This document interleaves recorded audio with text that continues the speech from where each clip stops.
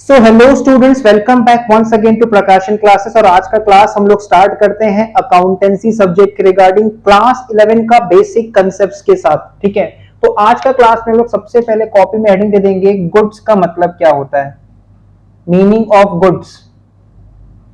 ठीक है, we will give the heading goods क्या होता है। तो गुड्स का मतलब होता है कोई भी कमोडिटी, कोई भी ऑब्जेक्ट, कोई भी ऐसा सामान जो हमने परचेज किया with the object of resale. ठीक है, गुड्स क्या होता है, लिखो साथ साथ। गुड्स को हम लोग कैसे डिनोट करते हैं अकाउंटिंग में, goods are the commodities. Goods are the commodities मतलब कोई भी ऐसा सामान जो हम लोग ने बिजनेस में परचेज किया है with the object of resale. Goods are the commodities which are purchased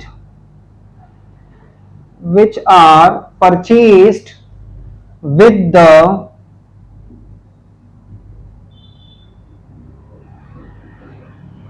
object of resale. तो कोई भी चीज जो हम बिजनेस में रीसेल पर्पस के लिए खरीद रहे हैं, वापस से बेचने के लिए खरीद रहे हैं। ठीक है, हमने खरीदा ही है वापस से उसको रीसेल करने के लिए। Anything which has been purchased with the object of resale is goods. Goods क्या होता है, गुड्स वो सामान है जो हम खरीदते हैं वापस से रीसेल करने के लिए। एक एग्जांपल लिखते हैं, जैसे सपोज फर्नीचर परचेज्ड। फर्नीचर का मतलब होता है चेयर टेबल। ठीक है, ये सब फर्नीचर आइटम्स में आता है। तो furniture purchased by furniture dealer. Furniture purchased by furniture dealer. तो furniture purchased by furniture dealer, ये क्या माना जाएगा। ठीक है, फर्नीचर का डीलर कौन होता है, one who deals in furniture, जो फर्नीचर खरीदता है और बेचता है। ठीक है, फर्नीचर बेचने और खरीदने का काम करता है, उसको हम लोग क्या बोलते हैं, फर्नीचर डीलर। तो अगर फर्नीचर का डीलर है और वो फर्नीचर बेच रहा है, ठीक है, वो फर्नीचर बेचता है, फर्नीचर खरीदता है, फर्नीचर बेचता है। फर्नीचर का डीलर है, रोज फर्नीचर खरीदता है, फर्नीचर बेचता है, मतलब फर्नीचर क्यों खरीद रहा है, with the object of resale. With the object of resale, तो उसके लिए क्या बन जाएगा, गुड्स बन जाएगा। तो गुड्स वो कमोडिटीज होता है, वो सामान होता है जो हम लोग बिजनेस में खरीदते हैं with the object of resale. ठीक है, अच्छा नेक्स्ट हम लोग सीखेंगे अब एसेट्स का मतलब। एसेट्स, एसेट्स का क्या मतलब होता है। ठीक है, बिजनेस में एसेट्स का क्या इंप्लीकेशन है, इसका क्या मीनिंग है। तो एसेट्स का क्या इंप्लीकेशंस होता है, एसेट्स के बारे में हम लिखते लिखते समझते हैं। Assets are the properties. Assets का मतलब क्या होता है, प्रॉपर्टीज। टैंजिबल और इनटैंजिबल। एसेट्स कैसा हो सकता है, एसेट्स टैंजिबल भी हो सकता है या फिर इनटैंजिबल भी हो सकता है। एसेट का मतलब होता है प्रॉपर्टी। जैसे मान लो किसी के पास बहुत सारा बैंक बैलेंस है, ठीक है, मतलब बैंक में बहुत सारा ढेरों रुपया पड़ा हुआ है, बहुत सारा कैश इन हैंड है, ज्वेलरी है, बिल्डिंग है, लैंड है, मोटर कार है, तो ये सब उसका किस में आएगा, एसेट्स में आ जाएगा। इन सबको हम लोग क्या बोलते हैं, एसेट्स बोलते हैं। तो एसेट्स वो प्रॉपर्टीज है बिजनेस का जो आइदर टैंजिबल होगा या फिर इनटैंजिबल होगा। ठीक है, टैंजिबल मतलब जिसको देख सकते हैं, जिसको फिजिकली प्रेजेंट है, जिसको टच कर सकते हैं। इनटैंजिबल क्या होता है, राइट्स होता है, हक। ठीक है, किसी चीज के ऊपर हमारा राइट बनता है तो उसको हम लोग उसको इनटैंजिबल ट्रीट कर सकते हैं। इनटैंजिबल्स को हम लोग देख नहीं सकते, टच नहीं कर सकते, बस फील कर सकते हैं। तो सबसे पहले समझो एसेट्स होता है क्या है, एसेट्स आर द प्रॉपर्टीज। वो टैंजिबल भी हो सकता है या फिर इनटैंजिबल हो सकता है। टैंजिबल वो होता है जिसको हम लोग देख सकते हैं, जिसका फिजिकल एग्जिस्टेंस है, जिसको हम लोग टच कर सकते हैं। जैसे बिल्डिंग, बिल्डिंग एक टैंजिबल एसेट है, बिल्डिंग को हम लोग देख सकते हैं, टच कर सकते हैं, फिजिकली प्रेजेंट है।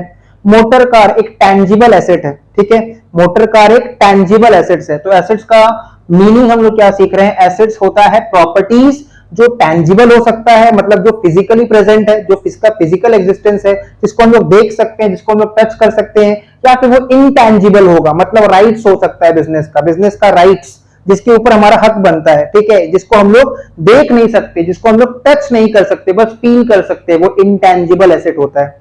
तो एसेट्स बिजनेस का प्रॉपर्टी है, या तो वो टैंजिबल इन नेचर होगा, जिसको देख सकते हैं, टच कर सकते हैं, जो फिजिकली प्रेजेंट है, या फिर वो इनटैंजिबल एसेट जिसको हम लोग देख भी नहीं सकते, टच भी नहीं कर सकते, बस फील कर सकते हैं। इसका मतलब होता है फिजिकल एग्जिस्टेंस, इसका मतलब होता है जिसको हम लोग देख नहीं सकते, टच नहीं कर सकते। ओन्ड एंड कंट्रोल्ड एसेट्स क्या होता है, जिसको या तो हम ओन करते हैं, वो हमारा खुद का खरीदा हुआ रहता है, उसका लीगल पेपर्स, लीगल डॉक्यूमेंट्स हमारे पास होता है, या फिर उसको हम कंट्रोल करते हैं, उसका कंट्रोलिंग हमारे पास होता है। तो एसेट्स वो प्रॉपर्टीज है जो या तो टैंजिबल होगा या फिर इनटैंजिबल होगा। टैंजिबल मतलब जिसका फिजिकल एग्जिस्टेंस है, जिसको देख सकते हैं, टच कर सकते हैं। इनटैंजिबल मतलब वो राइट्स है, उसको देख नहीं सकते, उसको टच नहीं कर सकते, बस फील कर सकते हैं। आइदर वो बिजनेस द्वारा ओन रहेगा, मतलब बिजनेस उसको ओन करेगा, बिजनेस के द्वारा खरीदा हुआ है। सपोज ये बिल्डिंग हमने परचेज कर लिया, ठीक है, एक बिल्डिंग हमने परचेज कर लिया, तो उसका ओनरशिप हमारे पास होगा, उसका लीगल डॉक्यूमेंट्स हमारे पास होगा, हमारे नाम पे होगा, तो ओन्ड। अगर हमने बिल्डिंग भाड़ा पे लिया है, लंबा समय के लिए भाड़ा पे लिया है, सोचो हमने बिल्डिंग को 99 साल के लिए, 99 ईयर्स के लिए भाड़ा पे ले रखा है, तो ऐसे जब बिल्डिंग को भाड़ा पे लेते हैं ना, कोई जगह को भाड़ा पे लेते हैं, उसको हम लोग बोलते हैं लीज। उसको हम लोग क्या बोलते हैं, लीज एग्रीमेंट, ठीक है, उसको लीज कहते हैं। तो लीज के केस में ना ओनरशिप भले हमारे पास नहीं है, बट कंट्रोल हमारे पास होता है। लीज के केस में भले ही ओनरशिप हमारे पास नहीं होता है, तो एसेट का कंट्रोल हमारे पास होता है, ठीक है। तो एसेट्स क्या होता है, एसेट्स वो प्रॉपर्टी है जो या तो टैंजिबल इन नेचर होगा या फिर इनटैंजिबल इन नेचर होगा, मतलब वो राइट्स हो सकता है, जैसे कोई कॉपीराइट हो सकता है, ठीक है, कोई चीज को कॉपी करने के लिए राइट्स, कोई चीज का कोई भी हमने कोई बुक लिखा है, उस बुक को किसी को कॉपी करना है, ठीक है, तो उस बुक को कॉपी करने के लिए सामने वाला को हमसे कॉपी राइट्स परचेज करना पड़ेगा, right to copy that book, ठीक है, that is intangible asset. Owned and controlled by the entity, owned and controlled by the entity मतलब बिजनेस ऑर्गेनाइजेशन या तो उस एसेट को ओन करेगा या तो उस एसेट पे अपना कंट्रोलिंग रखेगा, ठीक है। एसेट्स क्या होता है, एसेट्स वो प्रॉपर्टी है जो या तो टैंजिबल इन नेचर होगा, जिसको देख सकते हैं, टच कर सकते हैं, या फिर वो इनटैंजिबल इन नेचर होगा, जिसको देख भी नहीं सकते, टच भी नहीं कर सकते, बस फील कर सकते हैं। ओन्ड बाय द बिजनेस, वो बिजनेस द्वारा ओन्ड रहेगा। कंट्रोल्ड बाय द बिजनेस, या फिर बिजनेस द्वारा कंट्रोल किया जाएगा। इसे लीज पे लिया हुआ प्रॉपर्टी लीज होल्ड प्रॉपर्टी कहलाता है, और वो एसेट होता है क्योंकि उसका कंट्रोलिंग हमारे पास होता है। और खरीदा हुआ प्रॉपर्टी फ्री होल्ड प्रॉपर्टी कहलाता है क्योंकि उसका डॉक्यूमेंट वो फ्रीली हम लोग होल्ड करके, उसका डॉक्यूमेंट, उसका ओनरशिप हमारे पास होता है। तो एसेट कहलाने के लिए प्रॉपर्टी होना चाहिए, वो टैंजिबल भी हो सकता है या फिर वो इनटैंजिबल भी हो सकता है, कोई राइट्स के फॉर्म में हो सकता है। Owned and controlled by the entity and from which future economic benefits and from which future economic benefits flows, future economic benefit flows, FLOWS flows to the entity। तो एसेट्स क्या होगा, assets वो property है जो या तो tangible in nature होगा या फिर इनटैंजिबल इन नेचर होगा, मतलब राइट्स के फॉर्म में, बिजनेस द्वारा ओन रहेगा या तो कंट्रोल किया जाएगा बाय द एंटिटी, एंड जिसके द्वारा फ्यूचर में बिजनेस को कोई इकोनॉमिक बेनिफिट आएगा, मतलब उससे हम लोग कोई पैसा अर्न कर सकते हैं, उस एसेट को यूज करके, बेच के कोई कुछ पैसा हम लोग अर्न कर सकते हैं, कुछ रेवेन्यू हम लोग डिराइव कर सकते हैं, ठीक है। तो एसेट्स को कैसे पहचानेंगे, एसेट्स का कुछ कुछ फीचर्स क्या है, कैरेक्टरिस्टिक्स क्या है। पहला बात, एसेट बिजनेस का प्रॉपर्टी है तो या तो टैंजिबल इन नेचर होगा या फिर वो इनटैंजिबल इन नेचर होगा, जिसको या तो देख सकते हैं, फिजिकल एग्जिस्टेंस है, या फिर उसको देख नहीं सकते, बस फील कर सकते हैं, इनटैंजिबल इन नेचर। बिजनेस द्वारा ओन किया जाएगा, खरीदा हुआ रहेगा बिजनेस द्वारा, या फिर कंट्रोल किया जाएगा बाय द एंटिटी। एंटिटी का मतलब होता है business organization. And from which future economic benefits मतलब रेवेन्यू एंटिटी के पास, ऑर्गेनाइजेशन के पास उस एसेट को यूज करके, बेच के फ्यूचर में जरूर कोई ना कोई रेवेन्यू इकोनॉमिक बेनिफिट आने वाला है। ठीक है, तो ये होता है एसेट्स का मीनिंग। कुछ एग्जांपल्स लिखते हैं हम लोग, जैसे मशीन। मशीन हमारा एसेट है, क्योंकि देखो मशीन पहला बात टेंजिबल इन नेचर है। मशीन अगर हमने खरीदा है तो वो ओन्ड बाय द बिजनेस है। मशीन से फ्यूचर में इकोनॉमिक बेनिफिट आएगा, मशीन से प्रोडक्शन करेंगे, प्रोडक्शन करके सामान बेचेंगे मार्केट में, तो मशीन से प्रोडक्शन करने के द्वारा हमारे पास इकोनॉमिक बेनिफिट्स आएगा, तो मशीन हमारा एसेट है। ठीक है, बिल्डिंग। बिल्डिंग भी देखो टेंजिबल इन नेचर होता है, बिल्डिंग जो होता है वो टेंजिबल इन नेचर होता है। तो बिल्डिंग को हम लोग ऑफिस प्रेमाइसेस के लिए यूज करेंगे, बिजनेस के लिए यूज करेंगे, और बिजनेस के लिए यूज करेंगे तो अगर बिल्डिंग खरीदा हुआ है तो ओन्ड बाय द बिजनेस, लंबा समय के लिए लीज पे लिया हुआ है तो कंट्रोल्ड बाय द बिजनेस, और बिल्डिंग को यूज करके हमको फ्यूचर में इकोनॉमिक बेनिफिट आएगा। ठीक है, मोटर कार, ये सब हमारा एसेट्स का एग्जाम्पल है, कैश एक्सेट्रा। ठीक है, ये सब हो गया एसेट्स का एग्जाम्पल। तो हमने अभी तक इस क्लास में ये सीखा है कि गुड्स क्या होता है। गुड्स वो कमोडिटीज है जो खरीदते हैं with the object of resale. जैसे फर्नीचर का डीलर कौन होता है? जो रोज फर्नीचर खरीदता है, फर्नीचर बेचता है, जिसका काम ही है फर्नीचर खरीदना, फर्नीचर बेचना। ठीक है, उसने फर्नीचर का एक दुकान खोल रखा है। ठीक है, फर्नीचर का दुकानदार है, फर्नीचर खरीदता है, फर्नीचर बेचता है, तो उसके लिए फर्नीचर क्या हो जाएगा? गुड्स हो जाएगा। क्लियर? उसके लिए फर्नीचर क्या हो जाएगा? गुड्स हो जाएगा। एसेट्स क्या होता है? एसेट्स वो प्रॉपर्टीज है जो या तो टैंजिबल इन नेचर होगा या फिर वो इंटैंजिबल इन नेचर होगा।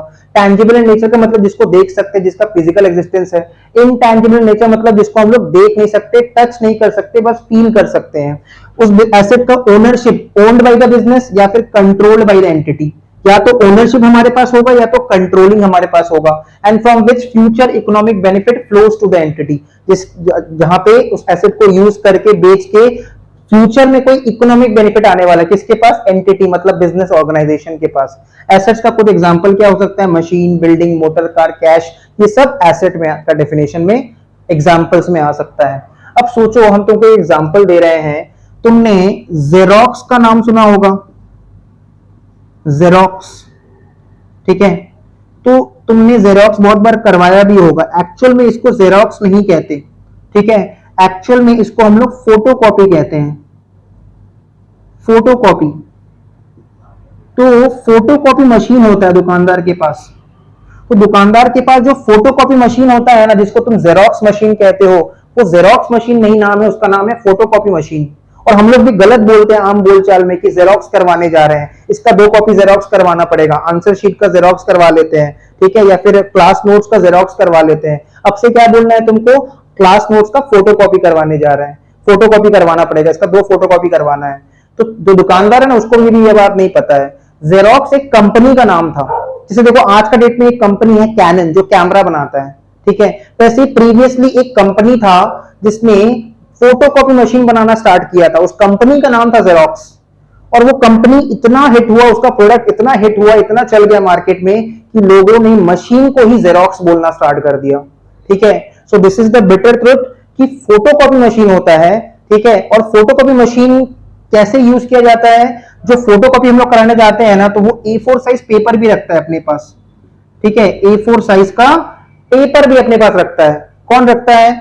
जो फोटोकॉपी करके हम लोग को देता है। ठीक है, तो A4 साइज का जो पेपर है ना, ये जो A4 साइज का पेपर है, ठीक है, दिस A4 साइज पेपर, ये फोटोकॉपी मशीन वाला के लिए गुड्स है।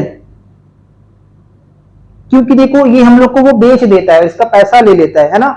इसने वो पेपर क्यों खरीदा है? वो उसमें फोटोकॉपी करके हम लोग को बेच देगा, उसके बदले हमसे पैसा ले लेगा। और वो फोटोकॉपी जो है, जो फोटोकॉपी मशीन है बिजनेस में, फोटोकॉपी मशीन जिसको यूज करके वो इकोनॉमिक बेनिफिट जनरेट कर रहा है, रेवेन्यू जनरेट कर रहा है, फोटोकॉपी मशीन, वो उसके लिए क्या होता है? वो उसके लिए एसेट होता है। ठीक है, वो उसके लिए क्या होता है? एसेट होता है। तो फोटोकॉपी मशीन बिजनेस के लिए एसेट है। फोटोकॉपी मशीन जो है वो बिजनेस के लिए एसेट है। क्लियर? एसेट्स है। और ये जो A4 साइज पेपर है वो बिजनेस के लिए गुड्स है। क्लियर? तो अब से फोटो याद रखना, फोटोकॉपी मशीन कहते हैं, और बोलना कि फोटोकॉपी करवाने जा रहे हैं, जेरोक्स करवाने नहीं जा रहे हैं। क्लियर? तो होपफुली यहां तक सारा बात क्लियर हो गया होगा। आगे कंटिन्यू करते हैं।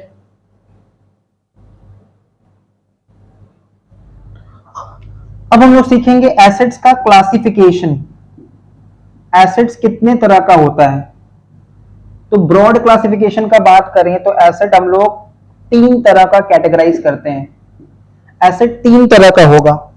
एक होगा non current assets, non current assets और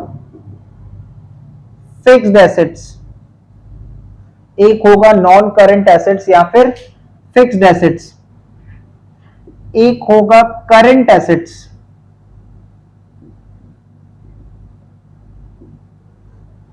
और तीसरा कहलाएगा फिक्टिशियस एसेट।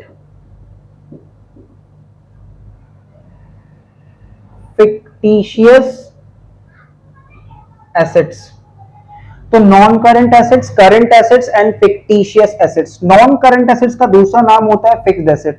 देखो फिक्स्ड एसेट या फिर नॉन करंट एसेट क्या होता है? Assets whose economic life,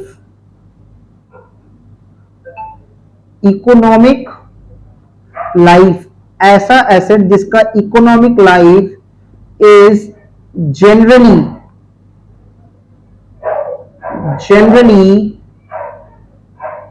more than 12 months।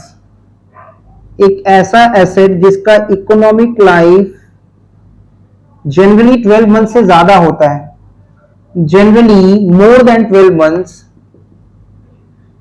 is termed as non-current assets। तो ऐसा एसेट जिसका इकोनॉमिक लाइफ 12 महीने से ज्यादा होता है, मोर देन 1 ईयर, उसको हम लोग क्या कहते हैं? नॉन करंट एसेट्स और फिक्स्ड एसेट।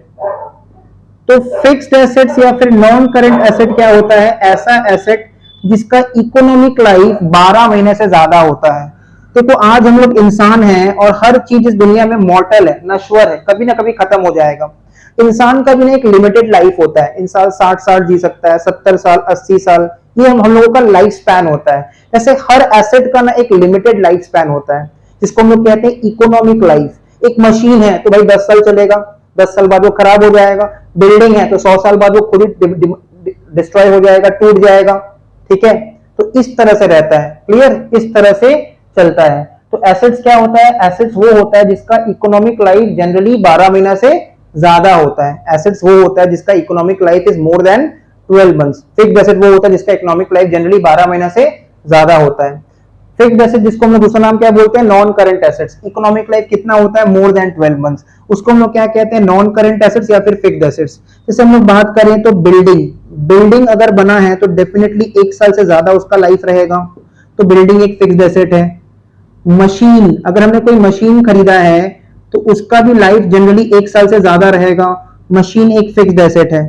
फर्नीचर, अगर हमने कोई फर्नीचर खरीदा है तो उसका भी लाइफ 1 साल से ज्यादा रहेगा, फर्नीचर एक फिक्स्ड एसेट है। मोटर कार, अगर हम लोग ने मोटर कार परचेज किया है तो उसका भी लाइफ 1 साल से ज्यादा ही रहने वाला है, तो वो भी एक फिक्स्ड एसेट है। तो नॉन करंट एसेट या फिर फिक्स्ड एसेट क्या होता है? ऐसा एसेट जिसका इकोनॉमिक लाइफ जनरली 12 महीना से ज्यादा है, उसको कहते हैं नॉन करंट एसेट्स या फिर फिक्स्ड एसेट्स। ठीक है, एग्जांपल क्या क्या है? बिल्डिंग है, मशीन है, फर्नीचर है, मोटर कार है, एक्सेट्रा। करंट एसेट्स क्या होता है? करंट एसेट्स वो एसेट्स होता है जिसका economic life less than 12 months होता है। तो लिखो current assets are those assets, current assets are those assets whose economic life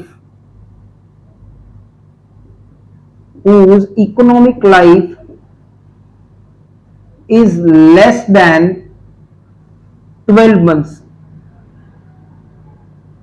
whose economic life is less than 12 months। तो एक ऐसा एसेट जिसका इकोनॉमिक लाइफ 12 महीने से कम है, एक ऐसा एसेट जो 12 महीने से पहले खत्म हो जाएगा, एग्जिस्ट नहीं करेगा, वो करंट एसेट है। जैसे अभी कुछ हम लोग एग्जांपल लिख लेते हैं। कैश, हमारे पास जितना भी कैश है वो 1 साल के अंदर भाई खत्म हो जाएगा। कितना भी तुम्हारे पास पैसा हो, एक ट्रांजैक्शन करोगे खत्म हो जाएगा। ठीक है, एक ट्रांजैक्शन करोगे वो पूरा खत्म हो जाएगा। स्टॉक वो सामान जो हम लोगों ने बेचने के लिए खरीदा है उसको हम लोग गुड्स कहते हैं, और गुड्स को जब बल्क में रखते हैं उसको स्टॉक कहते हैं। तो स्टॉक भी हमारा एसेट होता है, करंट एसेट होता है। तो हमारे पास भाई जो भी सामान है वो हमने 2-3 महीने का ही स्टॉक रखा होगा, है ना। कोई पूरा साल, पूरा 10-20 साल का तो स्टॉक एक बार में नहीं खरीद लेता है। तो स्टॉक भी कैसा होता है, करंट एसेट होता है। स्टॉक होता है क्या है, सोचो हम फर्नीचर का डीलर हैं तो हमने अपने पास 100 पीस फर्नीचर रखा होगा। अब पूरा साल में 12 महीने के अंदर 100 पीस फर्नीचर तो बिक ही जाएगा, तो वो हमारे लिए स्टॉक है, करंट एसेट है। ठीक है। डेटर्स, डेटर्स भी हमारा करंट एसेट होता है। डेटर्स क्या होता है ये आगे डिटेल में समझेंगे। डेटर्स वो पर्सन है जिससे हमको पैसा लेना है, जिससे भी हमको पैसा कलेक्ट करना है। तो सोचो जरा, जिससे हमको पैसा लेना है अगर उसको देने का इंटेंशन होगा तो वो 12 महीने में पैसा दे ही देगा। एक कस्टमर जिससे हमको पैसा रिकवर करना है और अगर उसको देने का इंटेंशन है तो वो डेफिनेटली 12 महीना के अंदर पेमेंट्स कर देगा। क्लियर। तो करंट एसेट वो एसेट होता है जिसका इकोनॉमिक लाइफ 12 महीना से कम होता है, जैसे कैश, स्टॉक, डेटर्स, ये सब किस में आएगा, करंट एसेट्स में आएगा। फिक्टिशियस एसेट्स क्या होता है इसके बारे में लिखते हैं। fictitious assets are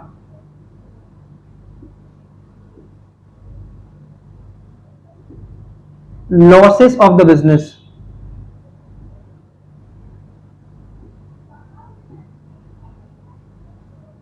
Fictitious assets are losses of the business. ये सब बिजनेस का ना लॉस होता है, ठीक है। एंड आर written off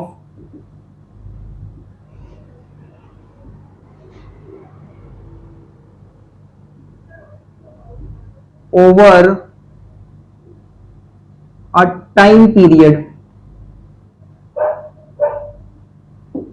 तो फिक्टिशियस एसेट्स होता है बिजनेस का लॉस। फिक्टिशियस का मतलब ही जो रियल में एसेट नहीं है, झूठा मूठा एसेट, ये सब बिजनेस का लॉस है। तो एसेट क्यों कहते हैं, अब थोड़ा सारा बात तो देखो शुरू में क्लियर नहीं होगा, धीरे धीरे ये सब बात क्लियर होगा। ठीक है, आगे चल के पढ़ेंगे फिक्टिशियस एसेट्स को लॉसेस होते हुए भी एसेट क्यों है। ठीक है, ये सब धीरे धीरे समझ में आएगा।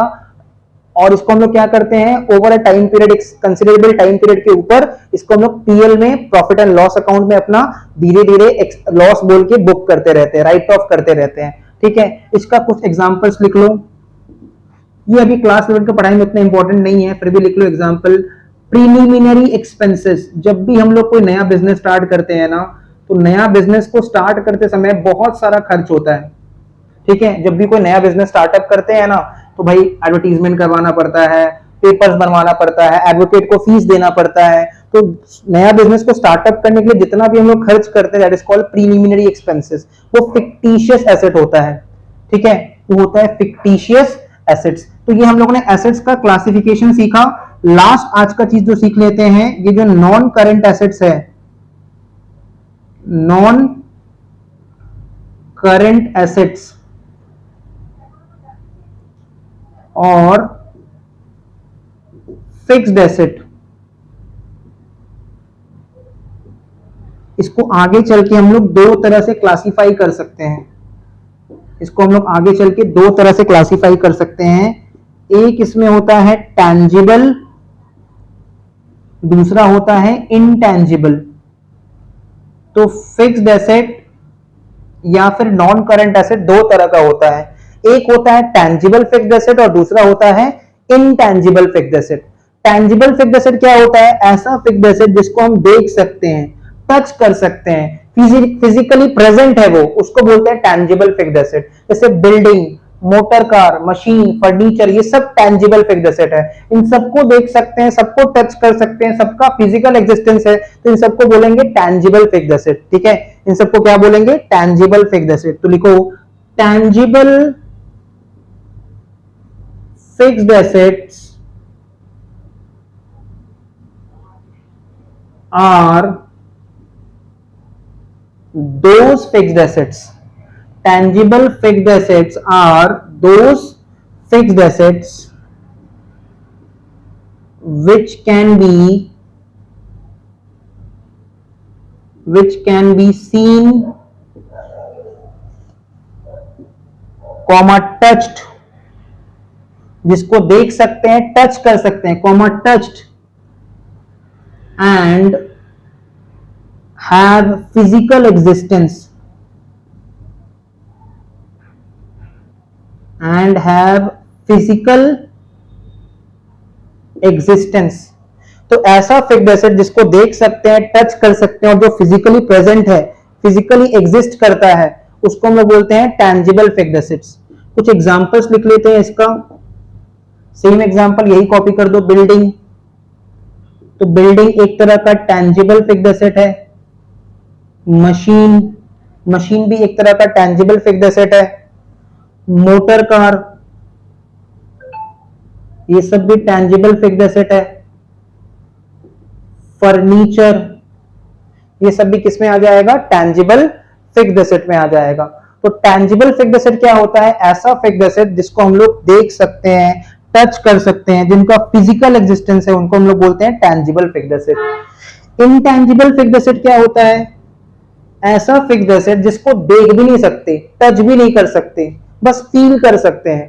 ठीक है, जैसे किसी का गुडविल, कोई बिजनेस का गुडविल। ठीक है, आज हम लोग देखते हैं कि सैमसंग का फोन बहुत अच्छा होता है, आईफोन बहुत अच्छा होता है।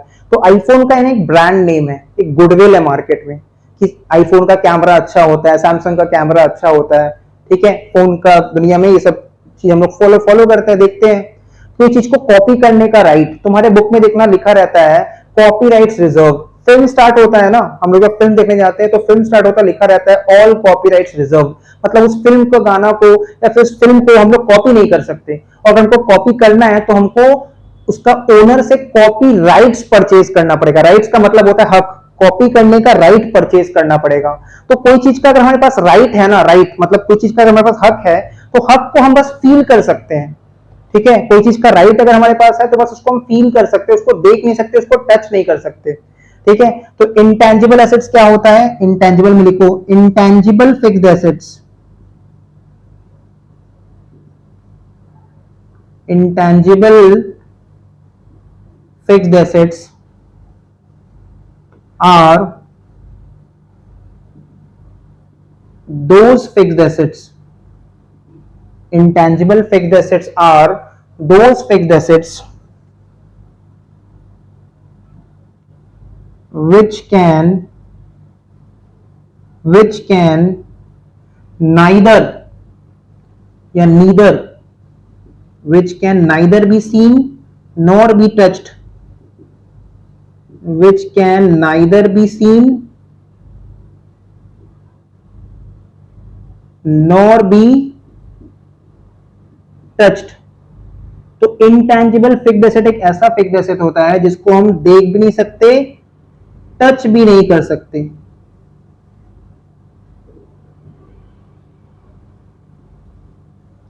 तो intangible fixed assets are those fixed assets which can neither be seen nor be touched as they do not have any physical existence, as they do not have any physical existence। ये लोग physically present नहीं होते, but can only be felt.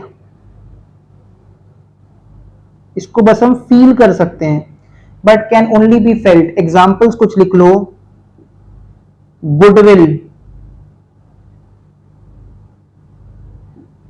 ठीक है, goodwill is the brand image of a business. Business का जो brand image है goodwill, बस उसको हम फील कर सकते हैं। पेटेंट्स, आज जैसे देखो फेसबुक किसने बनाया है? मार्क जुकरबर्ग ने। ठीक है, माइक्रोसॉफ्ट किसने इन्वेंट किया है? बिल गेट्स ने। तो ये लोगों ने जो इन्वेंशन किया है, कोई नया प्रोडक्ट बनाया है, तो इनका ओनरशिप इन लोगों के पास है, तो उसको हम लोग पेटेंट्स कहते हैं। तो वो जो उनके पास राइट है ना, पेटेंट्स, नया चीज इन्वेंट करने का, बनाने का, फेसबुक मार्क जुकरबर्ग ने बनाया है, माइक्रोसॉफ्ट बिल गेट्स ने बनाया है, तो पेटेंट्स उनके पास है। ठीक है, इसलिए उनके पास उसको इस एसेट के ऊपर पैसा अर्न करने का स्कोप है। इंटेंजिबल, पेटेंट्स एक तरह का राइट होता है। ठीक है, कॉपीराइट्स, कॉपीराइट्स का मतलब होता है कोई भी चीज को कॉपी करने के लिए राइट्स परचेज करना पड़ता है।